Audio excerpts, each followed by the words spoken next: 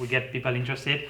We are recording it with another camera as well, so later we will put it up live with better quality compared to the computer.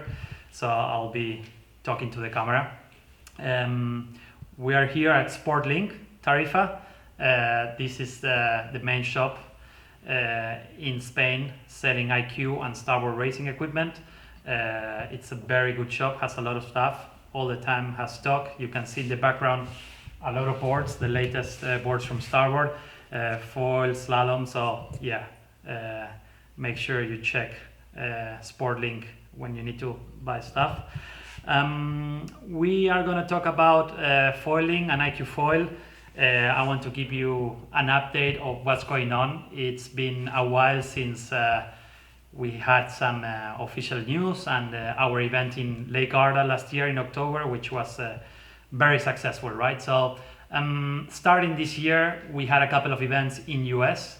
So we did an event in Miami, the traditional Miami Olympic Regatta, and then we moved to Clearwater. So it was a series of 2 events, and they were both very successful. I was in Miami, and it was great to see that on that side of the world, iQFOiL is hitting strong as well. There was a very strong fleet from US, and then as well some Brazilians, Mexicans, and yeah, all the guys that are into foiling and iQFOiL from that side of the world were there.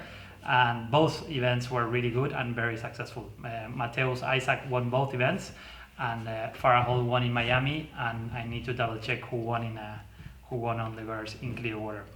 So after that, when the scene came back to Europe, most of the sailors decided to go training to Vilamora. Some of the other sailors came training here to Tarifa, and a lot of sailors went to the Canary Islands. So the group from Tenerife is training there slalom, as we know. Every year they go there, and it's full power at the moment, and they're doing a lot of upwind, downwind, and slalom foil training there as well. And a very strong group from UK, and then some other teams, international teams, were and are in Lanzarote. So that became a very good place to train. Obviously, the Canary Islands and the south of Spain and south of Portugal are in slightly better conditions regarding the virus, and weather, of course, is a little bit better. So so that's what's happening. So interesting to know about events. I think last weekend we had the Andalusian Sailing Week in Cadiz, in Puerto Sherry. It was a 4-day competition with a lot of sailors from Holland, Belgium, Czech Republic, Poland, Germany, well, Spanish, of course, English. So it was very good. I took part. I tried not to embarrass myself, but I kind of did. But it was very good. I mean, we had a lot of wind. Traditional Levante winds were here, and I think we did 13 races, so 12 upwind, downwinds, and then 1 slalom. I managed to go over early on the slalom, and that was it. So anyways, it was very good. And most important to give you info is both of the events in France, the Med Cup and Year, which were scheduled now for April, both got cancelled, and we're looking for an alternative. So for all the iQFOilers that were planning to do these events in April, we're trying to look for an alternative. Most probably will be here in Spain. We're checking places. Maybe will be Santa Pola, Alicante. Maybe will be here in Cadiz, 1 hour away from here, from Tarifa, or maybe Vilamora. So we are checking on that. So we want to make an event in April. So we will keep you posted. And then in May we start with our official events from the class. So the iQFOiL International Games in Croatia from the 4th to the 9th of May, and then we will go to Garda from the 17th to the 22nd of May in Campione Univella, same place where we had the iQFOiL Games last year. 1 second, please. It seems I'm having trouble. Yeah, maybe I'm back. I think I'm back. Yeah. So those 2 events are the first 2 events from the class, and they will be very similar to what we did in Garda last year and in Silvaplana. So we expect a lot of sailors and really good management. I'm gonna come to both events. We will have Eva at both events as PRO. I'm sure we'll have Andrews, who has joined the class as secretary executive, at both events, most probably helping with the organization, and as well most probably being part of the jury. And that under 15 sailors might have doubts of how to react under crossings, tight crossings or rounding. So we think that safety first, and we want to see a natural evolution when all these under 15s become really good foilers, that I know there are a lot of them out there already.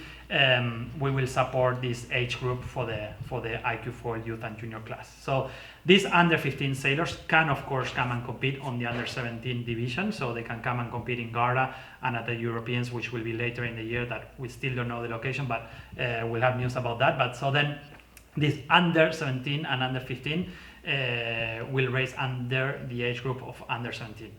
And the equipment will be the 85 Youth and Junior starboard board, the aluminium junior and youth foil, and then the sail for the under 19s will be the 8-meter hyperglide that we use on the woman, and with an aluminium boom, and that's it. So the under 17, you can choose 2 sails out of the 5, 6, and 7 FGO sails, and the foil is the same as the youth, but with an 800 front wing.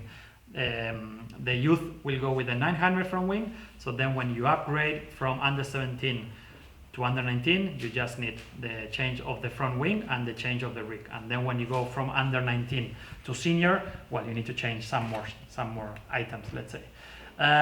So that's it with the youth and junior. We have seen a lot of action already in some countries. A lot of very strong nations are already full power with it. And as I said, World Championships in Garda last week of July in Campione, and we are gonna provide, and we're gonna bring 100 sets. Yes, so 50 junior sets and 50 youth sets to charter, right? So we will bring out information about this on the next upcoming weeks, but we are trying to support the class, and there will be 50 sets for junior and 50 sets for youth. So please send emails to the class website, which is live. It's iQFOiL Youth Junior Class .org, and we will provide you information there.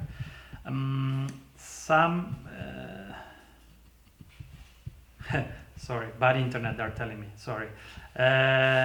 So another update that I want to give regards equipment and trimming is I've been being asked a lot of times lately, when are we supposed to use the 95 fuselage, when are we supposed to use the lower clew in the sail. So as we all know, the formats for racing in IQ are upwind, downwind, slalom, and the marathon, the long distance. So this means that the slalom being oriented for the lighter winds, it could happen that we end up doing slalom in 10 to 15 knots, not over 15 knots. So if one day we're doing slalom on the upper end close to 13, 14, 15 knots, that's when the 95 fuselage becomes very useful for the lighter sailors and for the woman, right? So then if you add it with the +1 shim, that will be a great combo and probably will work a lot better than the 115 plus fuselage for the lighter sailors and the woman fleet. A similar thing happens with the lower clew eyelet, right? We normally use it on the higher clew, which closes the lower leech and gives us a lot of upwind ability. And in the lighter winds as well, this gives us a lot of power and support to lean back and to generate power on the foil. But if we have excess of power and we're feeling that even giving the maximum of outhaul, we are still feeling overpowered, then we can swap to the lower clew and it will free up everything. It will free up your trim and you will suddenly feel that you are sailing in maybe 3 to 4 knots less wind than what you had before. So that's why we have that lower eyelet, and that's why we have the 95 fuselage. So that explains a little bit what they are for. As well, I wanted to mention that we are coming out and we are ready to deliver the 05 plus shim. So I'm receiving, I think 300 or 400 of them this week, and I will come to Vilamora to the RSX Europeans with them. So I will give them to all the sailors that are there, that obviously are doing iQFOiL, and to the coaches. And as well, we're sending a lot of these to all the distributors around the world to deliver to the guys that already bought the iQFOiL sets. And if you buy the new iQFOiL foil, it will come with a 0 0.5 plus shim. So that's a bit of an update with the gear. As well, maybe some info of when to use this shim.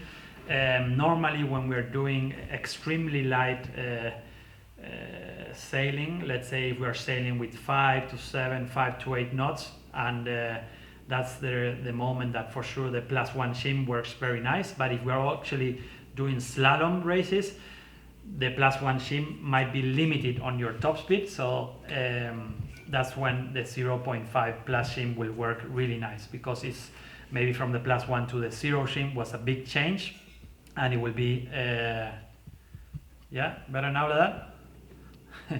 Thank you. Okay, so I cannot do that, it says. So yeah, so the 0.5 plus shim will be very effective for those days that the wind is minimum and we're doing slalom. It will still give you a lot of power, but you will increase a little your top speed compared to the +1. When you go to the 0 shim, sometimes in some jibes, if you're surrounded by people, it becomes a little bit challenging to complete your jibe and not collapse, right? So that 0.5 shim will become very good on those conditions. And as well, when you start going upwind, downwind, above 10 knots, on the 10 to 15 knots, probably that 0.5 shim will become magical, let's say. Some sailors were still using the +1 on those conditions, but maybe the 0.5 will be really, really good. So, so that's what that 0.5 is designed for. I can't really change the camera now to horizontal, it says, so I will continue like this. Please maybe make some questions while I still talk about some other stuff. Maybe I can see them in the comments. 1 second. Yeah, okay. So as I said before, and I talked about the youth and junior worlds, the senior worlds will be in Silvaplana from the 17th to the 22nd of August, same place as last year. This year we will run the event on the other side of the camp, let's say. We will launch from the kite section area where there is a much bigger grass area, so that's a bit of an update from that event. We're all looking forward to come back there. It was a great event. And the Europeans will be from the 25th of October to the 30th of October in Marseille. It's the same club where the Med Cup was scheduled, and we're looking forward to the event. Obviously, we all know that in the games in 24, that will be the place to be. So, so that's why we want to go there. Question here, when we will see the online training program? Yes, we're working on that. We're having a couple of meetings on this week, and we have some videos almost ready. It has taken a while because we want to cover the beginning, the intermediate, and the professional, let's say, sort of videos. So it took us a while. We have a new website.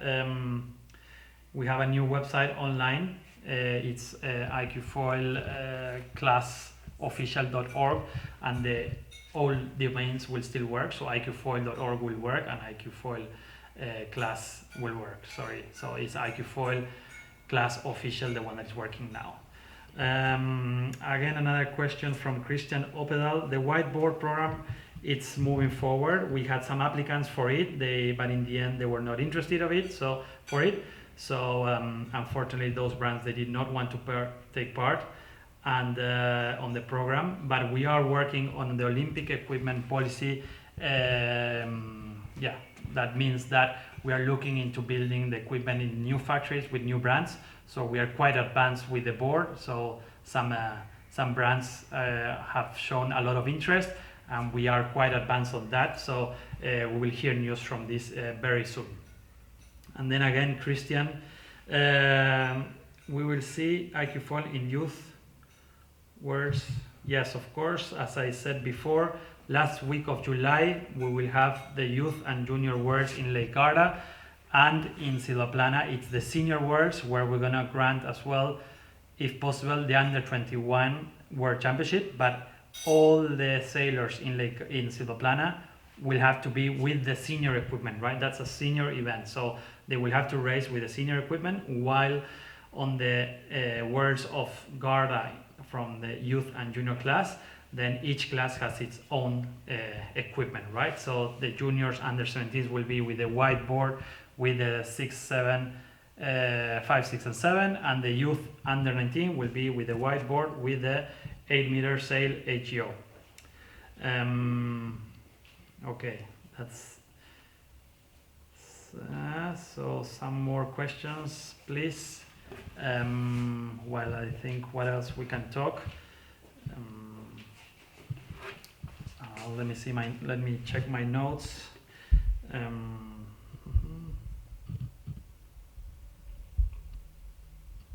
Yeah, so I'll go to talk back to the trims because it's something that I've been asked a lot. So, oh, sorry, yeah, okay, now I get it. He means we're saying youth words. Yes, exactly. So, sorry about that. So yeah, so what's going on with the word sailing youth words? Most likely, there's not gonna be a world championship, youth world championship this year. So the next one will be next year in Holland, in The Hague. At the moment, the equipment that is supposed to be used there is the Techno Plus. They can choose from the Techno Plus equipment or the RSX 8.5 equipment, right? So in May, the class, the youth and junior class, will put in a submission, so our equipment can become eligible for that event. So that would mean that when we're sailing needs to decide what equipment to be used at that event in The Hague in Holland, they will have 3 options to choose from, or 4 if someone else presents a submission. So this submission was put in last October already, but at the time of the decision, because the class had not were sailing status, the youth and junior class, and we were sailing wanting to see the growth of the class during the 2021, they thought that it was a better decision to delay that decision and bring it back now in May, right? So after we will see the development this year with the youth and junior, knowing that we have awards, that the class code approved, and that a lot of nations already have the youth equipment and the junior equipment, it will be likely that this submission that we put in May will be accepted,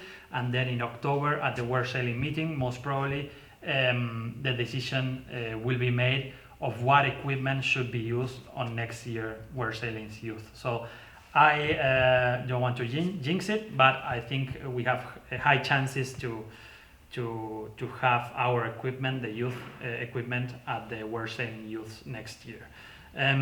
This equipment, the junior and youth, the board is very similar to the senior board, and the foil is exactly the same, but with an aluminium mast. The rig, obviously the 8-meter is the same rig as the girls, and compared to the boys, yes, 1 square meter less.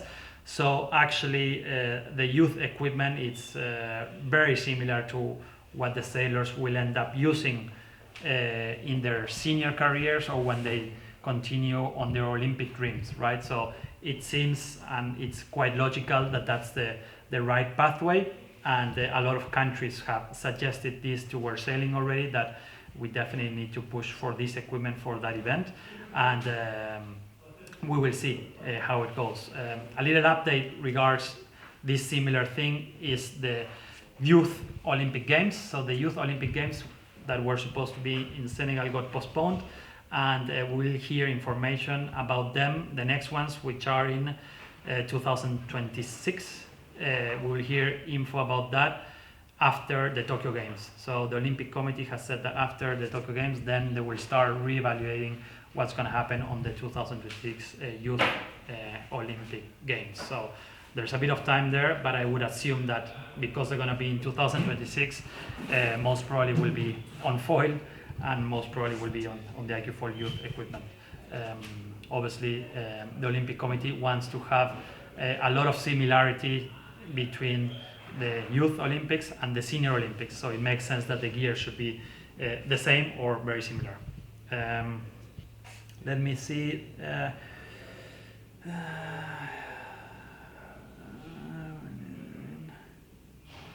Some more questions, sorry. So Christian, will you need the fin? Yes, the fin, you need it all the time. it's up to the race management. If the conditions are extremely harsh and out of control, the race management of that event can tell you to put the fin in a mandatory way. So I would suggest that you carry the fin. I would suggest as well that you don't buy a million fins, that you just need only one, but you probably need the fin. It's very, very, very unlikely that will be used, but you definitely need to have at least one. This is a foiling class, and obviously we all want to be on air, and the more time we are training and getting better, the least percentages of sailing with a fin we will have, right? But I think you still need to have one. For example, last week in Cadiz we sailed with 25 to 30 knots, and it was still relatively easy. So obviously it was flat water, Levante winds, but I think that the fin will probably not be needed in the near future. Equipment, yeah, there's a lot of equipment coming into Europe, so it should be available. Just contact your shop or distributor and push and ask them for it. Yeah, I hope Clement Breed will win the Worlds this year. Yeah, me too.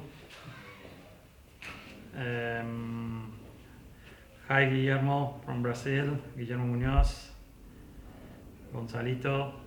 We're missing you here in the trainings. It's 20 knots out there. So what else can we talk about? Christian, any other question? You made some very good questions.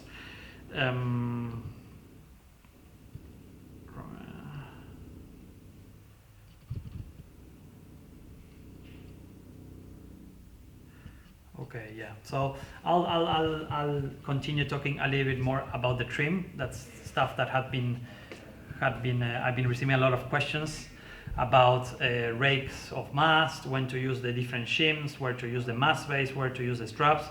I've seen a lot of different setups lately. I think people are exploring and are finding their best setups. At the beginning, when we started last year, most of the people were using a similar setup. Now they're all using whatever suits to their style, body weight, and that's really cool to see, because last weekend in Cadiz I saw like very light sailors doing extremely good against the really high, compared to the heavy sailors. They had very similar speeds and very similar results, and there was a range of weight between maybe 10 to 15 kilos, and each of them had different setups. So it's good to see. It's good to see that what we planned to have out there and all these things that you can tune are working out. So obviously, not obviously, but most of the light sailors are using the foot straps all the way forward, and the heavier sailors are using them further back, right? So the heavier sailors can actually handle a little more power, more aggressivity, so then they can put the mast space further back and the foot straps quite far back as well. The lighter you are, the further forward you need to be with both things, with the straps and the mast space. And the interesting thing is how you can play with the rake of the mast. So then the heavier sailors are taking a little bit more extreme setup, having a bit more power, and then some light guys are depowering, let's say. So depending the conditions, like a normal rule is that the harder it gets to sail, let's say in a downwind or on a reach, the harder it is with the waves, the higher you need to be on trim, because you don't want the nose to be catching the waves, right? So if you can change the rake of the foil and bring up the nose and keep the tail down, that will give you a lot of stability and will give you a lot of control on the higher wind. So if you start going downwind on a windy day, 15 to 20 knots with big waves, then if you are struggling on the downwind and you're out of control, you're sailing very high, and then the mast starts feeling a little soft, you definitely need to bring up the nose. And that means that you need to put a higher rake on your foil. It means that you need to move the mast of the foil further back, right? So you need to put a shim in your front screw between the foil and the box of the board, right? So you're allowed at the moment to put 3mm shims.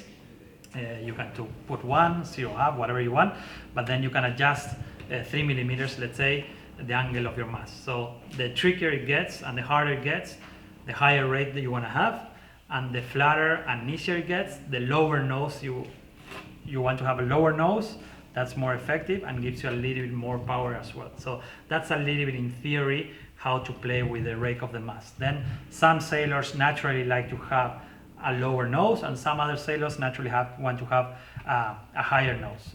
So that's how in the end you make your first decisions, and then you need to play and adjust everything according to your personal style. And back to the shims, to the back shims, as I said before, +1 obviously gives you a lot of power and gives a lot of support in the nose. The nose wants to come up all the time, so in lighter winds it's nice to have that feeling, but you're limiting yourself in top speed, right? It's like you're pushing a lot of water. So the less angle you take in your back shim, the freer everything goes and the faster it goes, let's say in a reach or on a downwind, let's say, right? But if it gets very, very light, then you don't have much power. You lose your nose lift, so then when you lose your nose lift and you are pushing a lot with your back leg and you are moving your mast base a lot to the back to bring everything up, maybe that means that you need to change your back angle to put more angle instead of moving all the other setups to the back, right? So as well, I mentioned before, we are receiving a 0.5 plus shim, which will be right in the middle between the +1 and the 0, which is going to be, I guess, a very popular shim to use. And we're receiving now in Europe this week, I'm receiving a bunch. I will take to Vilamora for most of the teams that are there. And then every distributor will receive them as well. So contact your distributor or your shop and they will be able to give it to you within this month. I'll check for some other questions. I don't see any.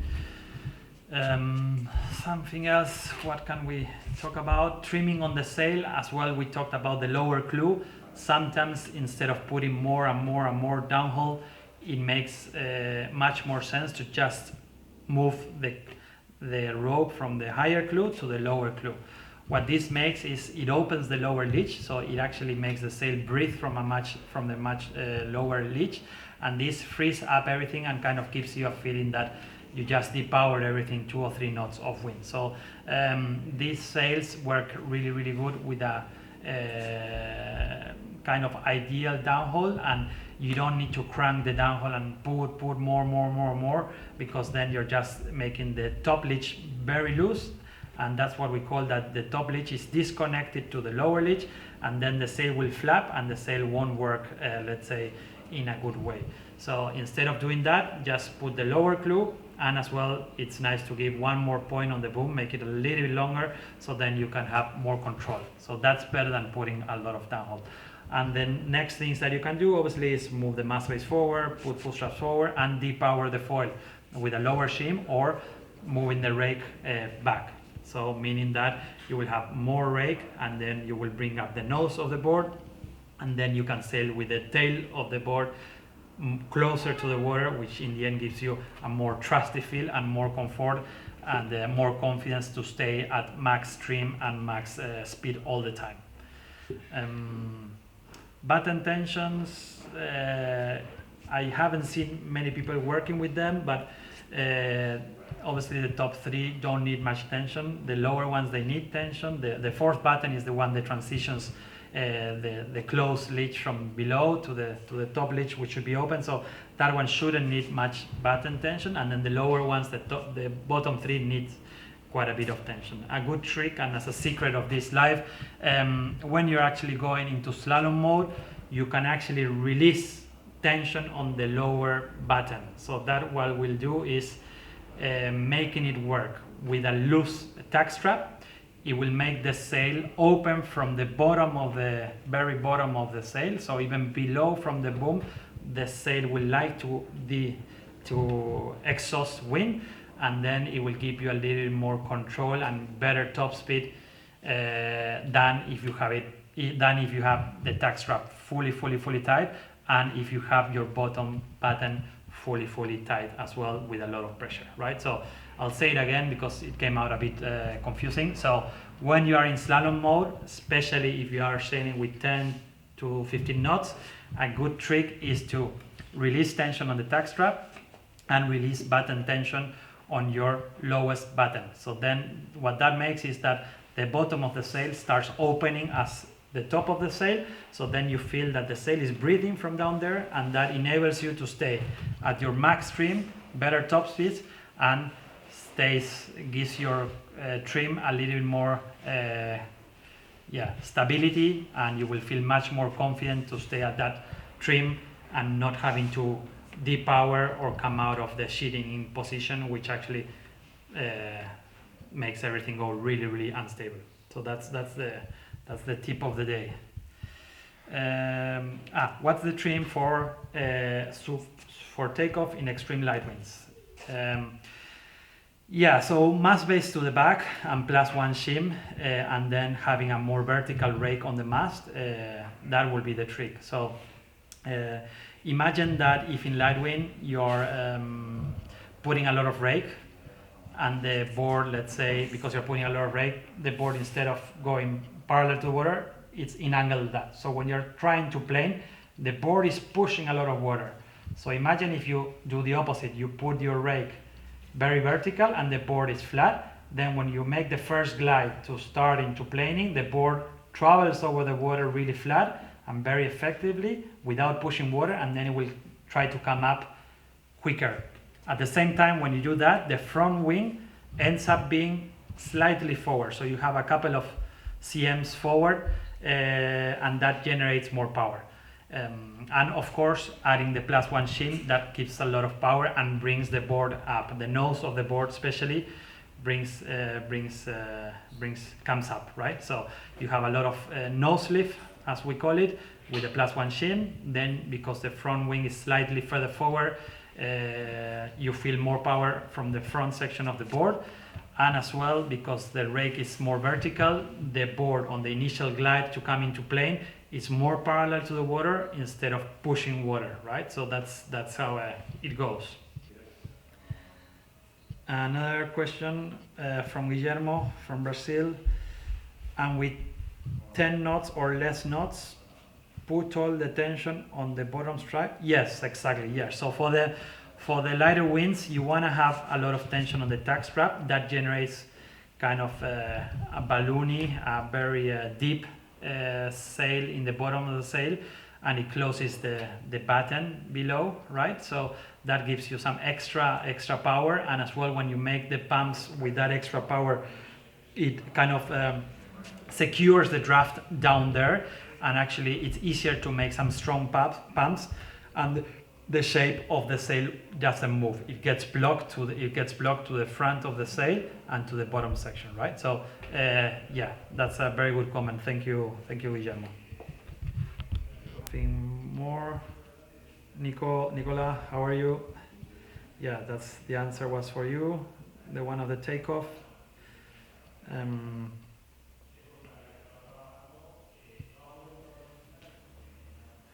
Looking for comments and for more questions. I don't see any. So I'll just make a quick summary of what we talked. I gave a little brief of what events we can expect. We're trying to make an event now in April.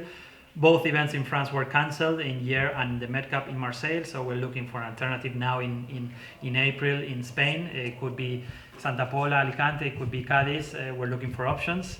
And then in May, of course, we have the first two iQFOiL International Games, a similar concept as what we had in Garda last year, in Split from the 4th to the 9th of May, and then in Campione Univella Garda from the 17th to the 22nd. Those are going to be the first two events of the tour, and then we will have the Youth and Junior Worlds the last week of July in Garda.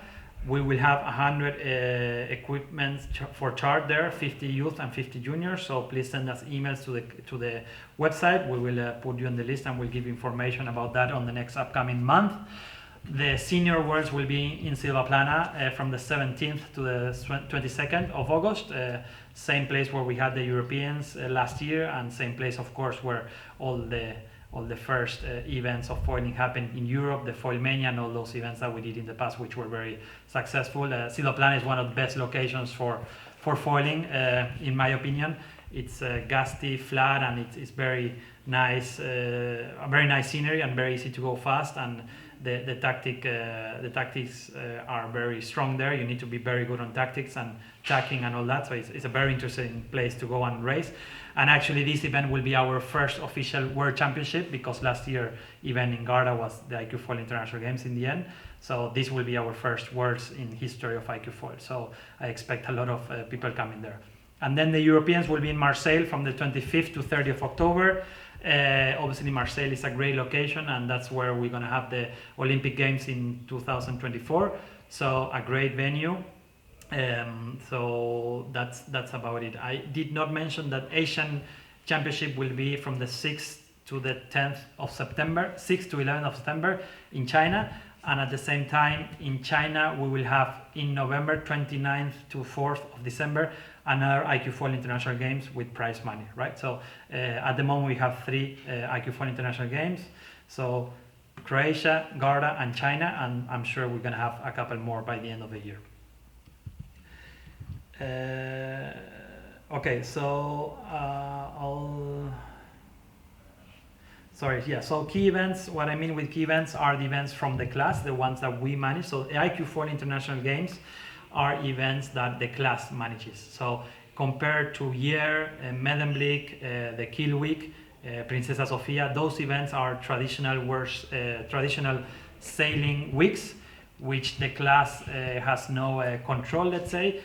Obviously, they will have iQFOiL, but it's not a class event. Normally, all the other Olympic classes, they run Europeans and Worlds and obviously the other continental events, but they don't do extra events, let's say. So we will have the Worlds in Switzerland, the Europeans in Marseille, and as well we're going to have the iQFOiL International Games in Croatia, Garda, and China at the moment. And those events, sorry, I mentioned them as key events, but I mentioned them as key events because those are the ones that we expect a lot of people to come, because are class events, and they will be very similar in numbers to the Worlds and to the Europeans.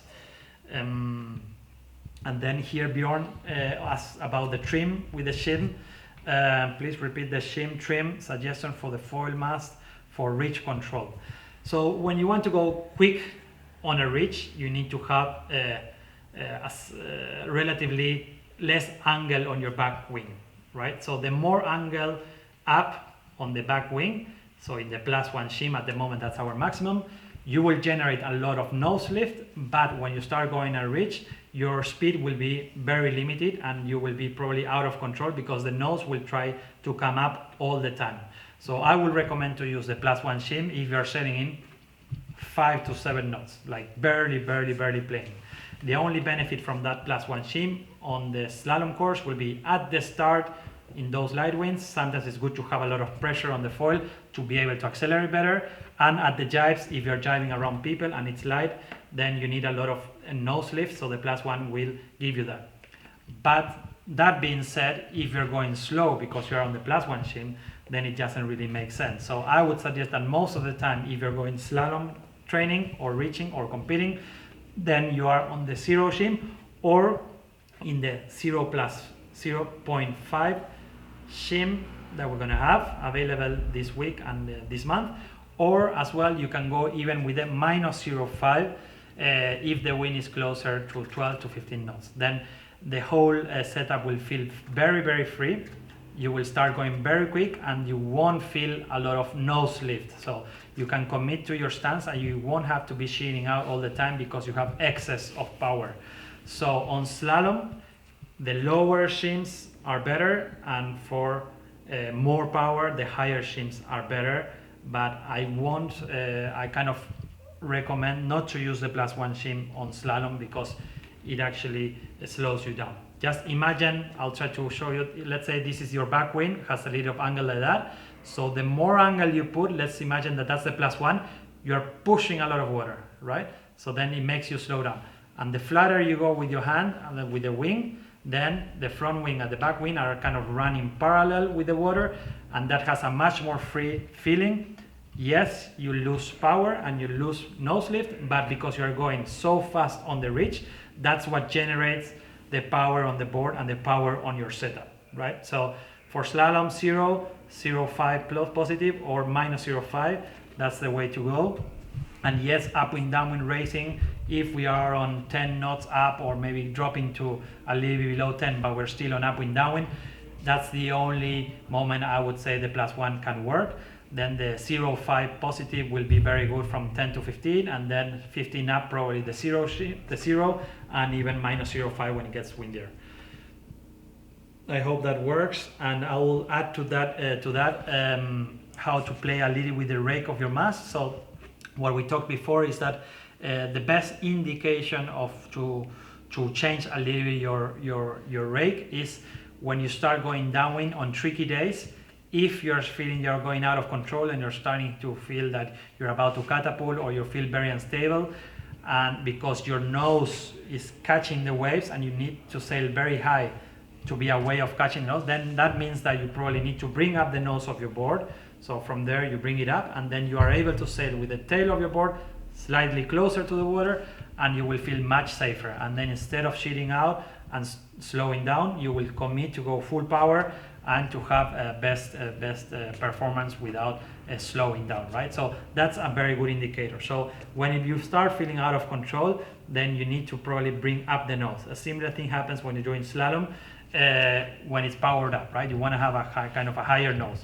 But if you're doing slalom in lighter winds, then probably the water is relatively flat and you don't need to have that feeling anymore, right? Because the waters are flatter, because obviously there's a lot less wind. So the lighter the wind it is, probably the lower nose you want to have. The board will be flying better through the air, and the front wing will be slightly more forward, so you'll have more power on the board, on the whole setup.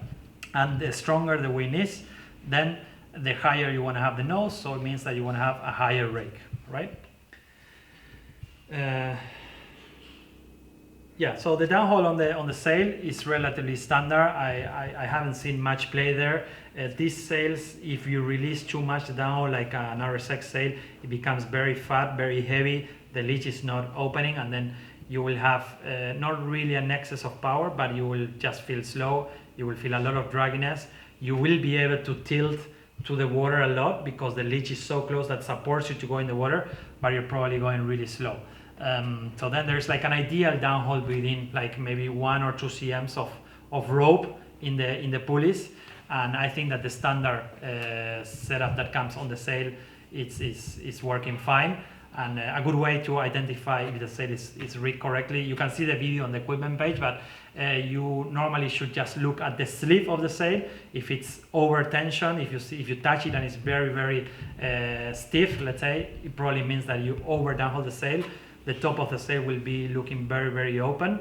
And if you touch the sleeve and it's very soft and there's no tension there, and you start seeing a lot of wrinkles on the sleeve, it probably means that you under downhole the sail, right? So an ideal looking sail will be that the sleeve looks clean but without too much tension, and that the top leech is not disconnected from the lower leech, right? So if you move a little bit the sail, you can see how much the leech is opening and how those panels are looking, right? If they're too open, then you probably want too much.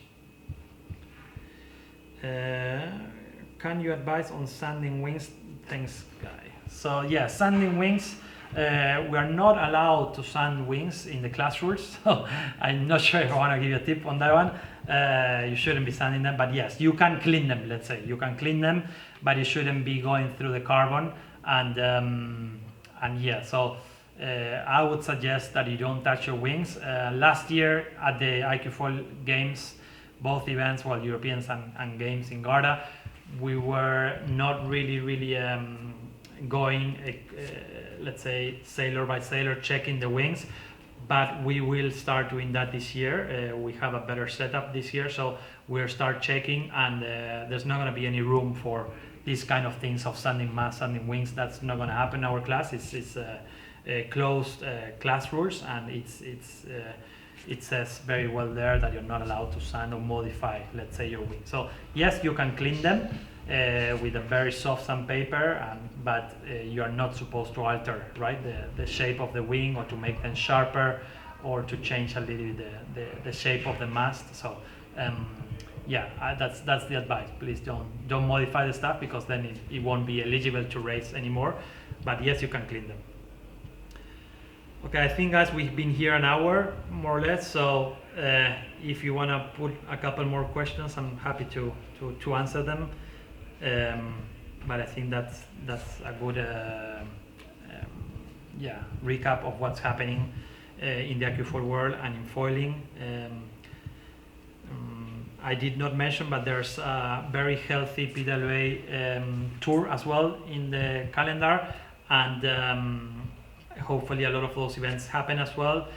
Most of the PWA sellers are training in Tenerife and here in Tarifa. We've seen a lot of videos from them training hard, and let's hope that we can have those events as well. Of course, I've been hearing that a lot of iQFOiL sellers want to join the PWA tour, and then as well a lot of PWA sellers are coming to the iQFOiL event, so it's great to see that there's a link there that sailors that never in their life thought that we're going to enter PWA events, now they're looking for it. And then as well PWA sailors that were not thinking about Olympic campaigns and all that are actually going for it as well, so it's very nice and it's very healthy for the sport. Okay, mass foot, the carve foil. Maybe sorry, I don't know what is the carve foil, maybe you can rephrase. And about mass foot, yeah, so I think mass foot position is similar to what happens most of the time on any other board. The further back you go, the more power you get on your setup, and maybe allows you to use a slightly less angle on the back wing of your fuselage, so then you have more power because of the mass base being back, and then you can release power from the foil, and in the end you might have a slightly better BMG and better setup, right? But if you start feeling out of control and uncomfortable, then you need to buoy every 1 cm, let's say, forward until you have control, right? If the other parameters are correct, right? So in foil, you need to be comfortable. The moment that you feel uncomfortable and everything is a bit out of trim and you're using your strength just to keep everything together, you're definitely going slow. So yeah, mass base, I would say as far back as possible as you can handle, but you need to make sure that you're not on your max power setups on all the other components.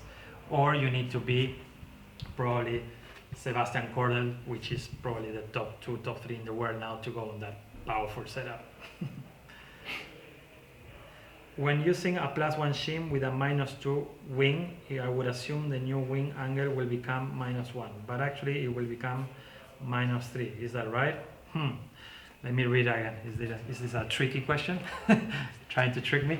When using a +1 shim with a -2 wing, I would assume the new wing angle will come -1, but actually it will come -3.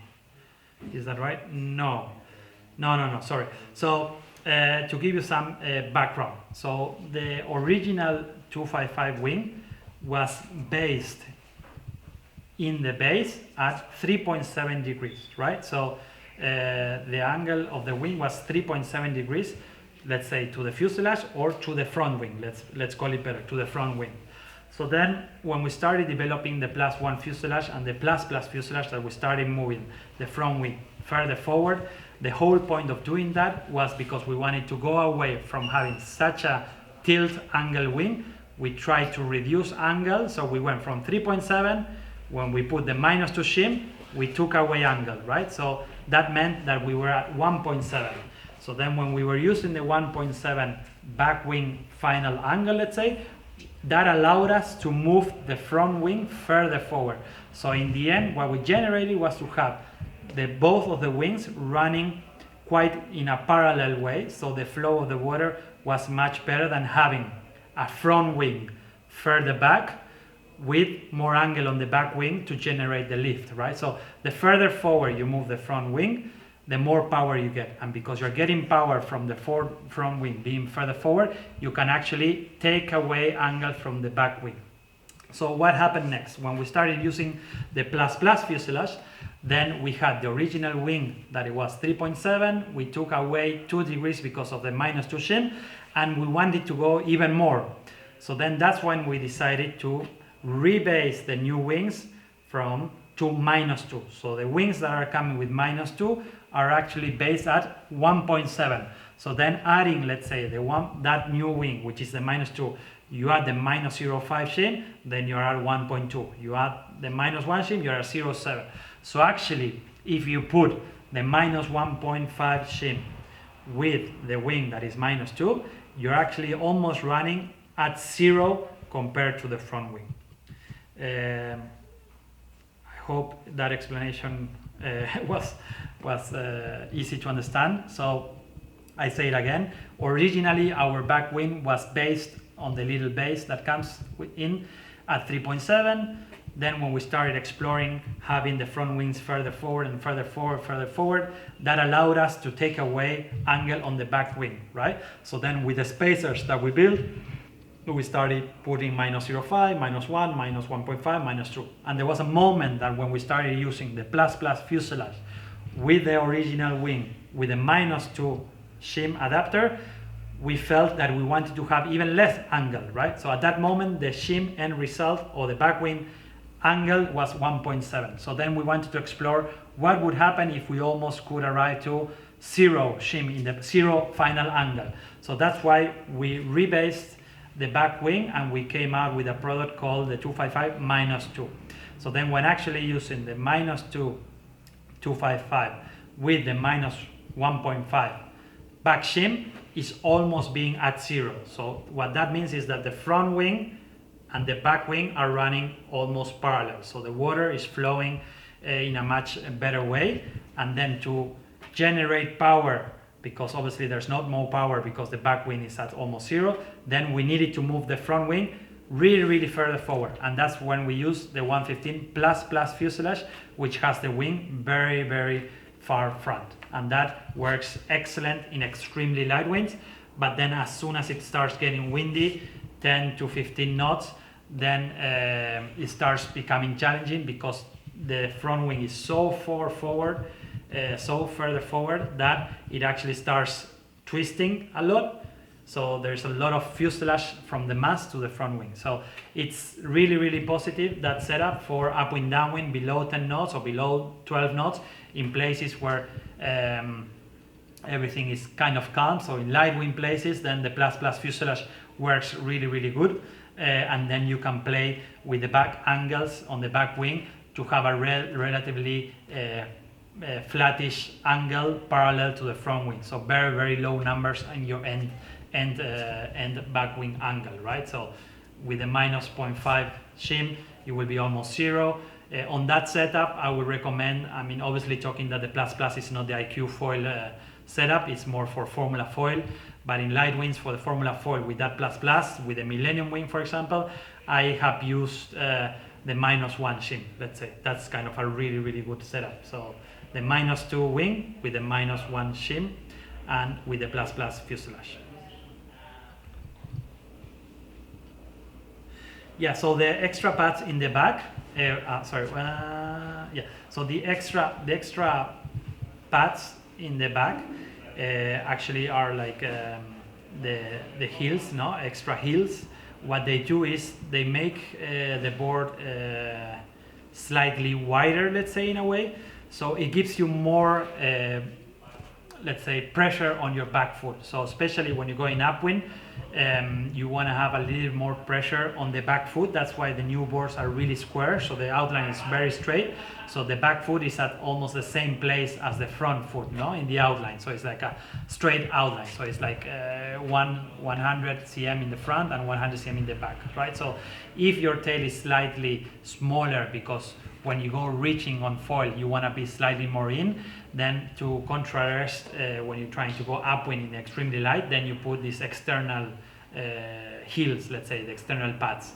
So then you start getting as well the feeling of being able to push really strong going upwind with your back leg. That's why we have them there. So when you add, let's say, volume of the back of the board, it's a similar thing as adding width, right? So those pads, they bring your back foot further, let's say, further out, but at the same further up. And what that makes is gives you more power on your back foot to push on the foil and have, let's say, better upwind angles, and everything trims better, especially in the lighter winds.